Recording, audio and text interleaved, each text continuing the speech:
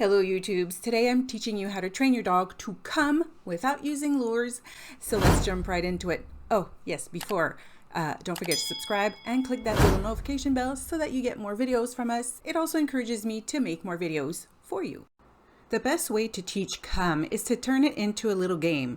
Remember the kid in the middle? Well, that's what we're going to be playing. So every time one of the person calls echo, the person is going to say the dog's name and entice it over.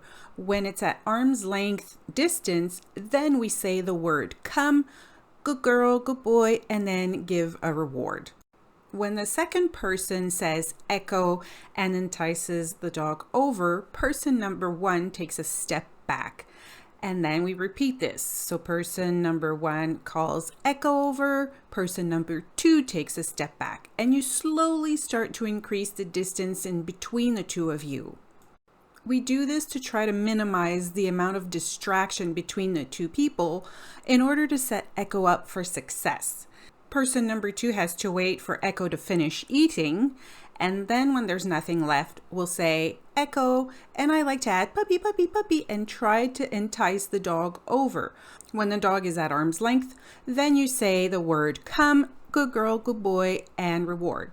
This is to prevent running away should the dog get distracted, and then you don't want to name the wrong thing. If you call the dog and it runs to the opposite person, then you ignore that and try again. The goal is to teach the word in a less distracting environment so that when we do go outside, the dog will start to understand what it actually means.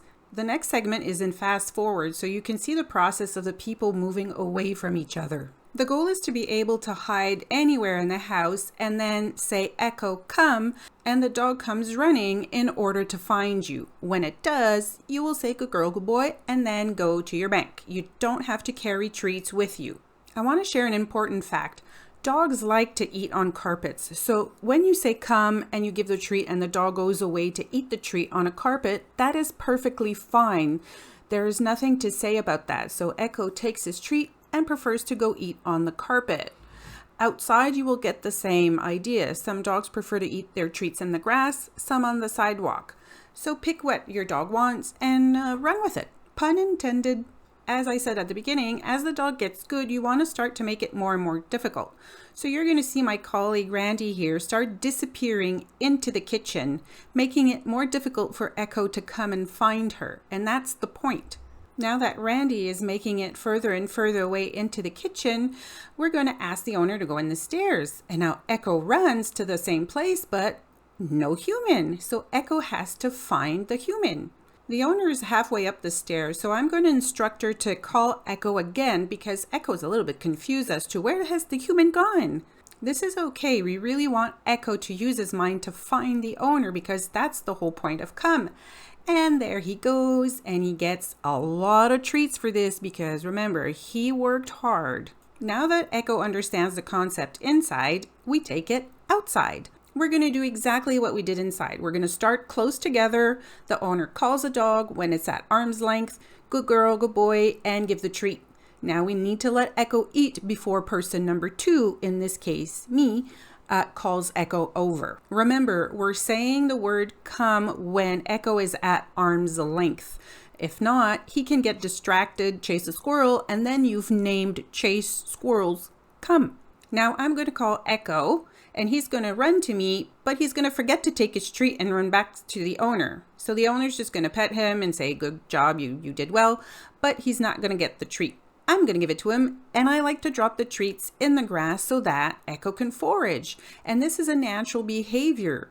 And it tells him that not only will you get a treat, but you'll also have to work to get your treat. So it's 2 jobs for 1 price. If you watched our videos, you know I don't use lures, so we never entice the dog over with treats. The treats are never in our hand. They're in a pouch and or bag, whatever, and when the dog does the behavior, then we give it a treat. In no circumstance do we entice it over with food. Now I'm setting the bar up even further, where I'm hiding behind a gigantic planter, and I'm going to call Echo. And just like he did in the stairs, he's going to be a bit confused and try to find me, but boom, no problem whatsoever. Remember, I always say don't be cheap. So in this case, don't be cheap. the dog ran over, found you, give him a handful of treats and let him eat and say that he's a good boy, a good girl. And if I wasn't holding the camera, I would pet Echo on top of that, and just to increase his level of motivation to come and find us. That's really important, that the dog needs to know that it did good. It's important that all the members of the family practice with the dog in different combinations, and you can get a long leash in any pet store or online. Once the dog has mastered come, then you can practice a sit-stay with a come, and here Harriet bypasses my treat pouch just to prove that we don't lure. Then we do a down stay, and I'm going to ask her to come, and again she has to bypass the treat pouch, and that's purposeful. I want to show we don't use lures. And then a stand stay. Same thing, we're going to ask her again to come, bypass the treat pouch, say good girl, good boy, and then give her the treat. Bulletproof your dog on a long leash before you go leash free. I hope you enjoyed the video on how to teach your dog to come, and practice does make perfect, so let's get training. This is me signing off saying thank you for watching, thank you for subscribing, and I'll catch you in the next one. Bye-bye, doggos.